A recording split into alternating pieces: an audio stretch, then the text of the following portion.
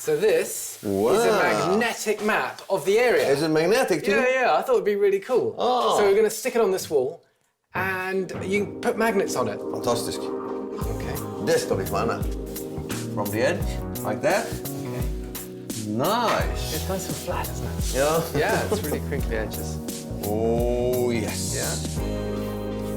Wow. This is nice. Oh. Hellenese.